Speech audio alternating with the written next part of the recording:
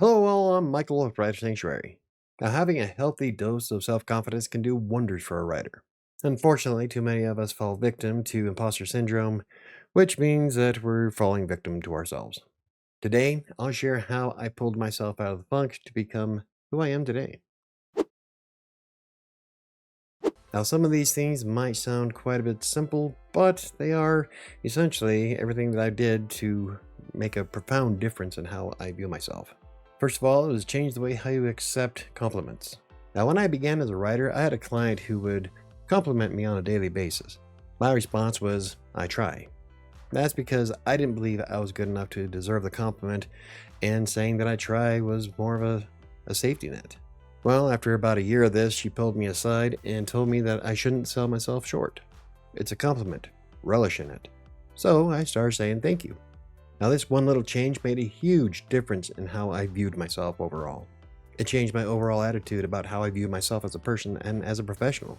So now, when somebody gives me a compliment, I thank them for it. And after a while, you start to believe it. Number two is relish in the accomplishments. Now, I have a body of work that I can look back with pride.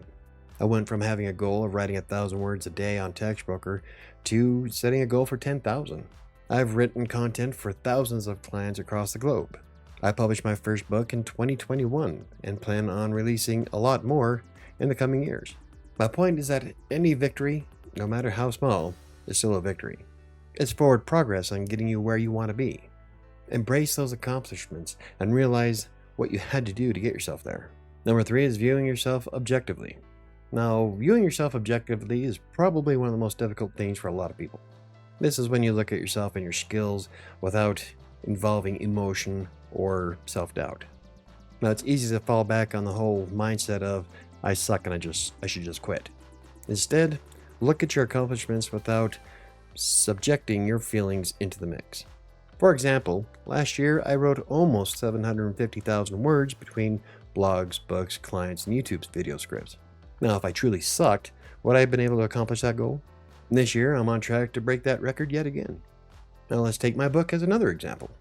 I could fall back on the whole thought of maybe I just suck as an author because I've only sold like 10 copies of Kingmaker. Or I could view the situation objectively and realize that I didn't do shit to promote it. You can't sell books if people don't know they exist. The point here is that objectively looking at yourself and your progress can show you who you are as a person and what you truly need to work on. But like I said, it's exceptionally difficult for a lot of people. That's probably one of the biggest reasons why I love my spreadsheet so much, is because that quantifies my abilities and lets me know that, hey, I wrote 5,000 words today. Number four is don't internalize negativity. Now, as a writer, author, or blogger, you're going to have trolls who are going to hate everything you write just for the sheer sake of hating. And some of them can be downright mean in their comments. The trick to dealing with these bottom feeders, though, is to not let them bug you and to just ignore them. That's because most trolls relish in the idea that they're able to get your goat. When you just move on and ignore them, they get bored and they have nothing to report to their little troll friends, and they give up. For the most part, anyway. You are writing for your target audience, not them. And when you think that you failed at something, don't internalize that either. Instead, learn why it didn't work to improve your chances for the next time that you attempt it. When the only thing you focus on is negativity, that's all you're going to see. Number five is continue to learn. Now, learning all you can about your skill is always a laudable goal. As they say, knowledge is power. Everything you learn that improves your ability to write just makes you that much better in the long run. A part of this is also being humble enough to realize that you don't know everything. There's always something to learn that will strengthen yourself as a person. And I found that knowledge can be quite beneficial when it comes to boosting your level of self-confidence. Then you start speaking from a position of authority. You start demonstrating your expertise. And eventually, people will start noticing that. Number six is to set realistic goals. Now, setting realistic goals helps build your level of self-confidence as it eliminates the risk of setting yourself up for failure.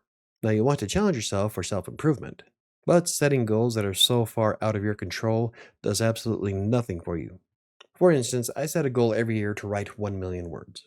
That's because I know that I could do it. I've done it before.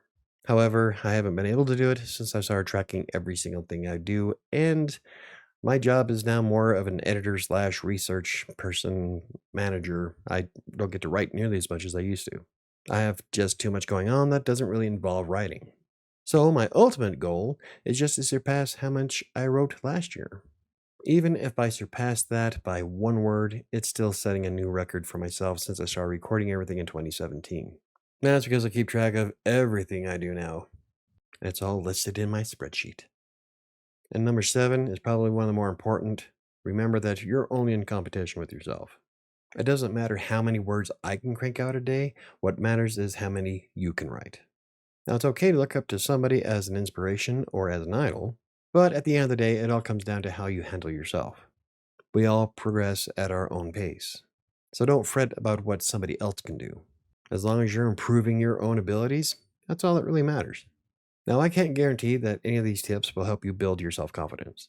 Nobody can. However, I can attest to how they affected me over the last decade. I'm more outgoing in public, I'm not as timid when it comes to collaborations or interactions with my peers, and I know I have a lot more to offer to people. It wasn't an overnight fix, though. In fact, from the time I started as a freelancer in 2012, it wasn't until about 5 years later until I really started working on my level of confidence. Back then, I saw myself as nothing more than a typist. And after a decade, I learned that I am far more than that. And since 2017, I've accomplished a lot that has solidified that mindset of myself.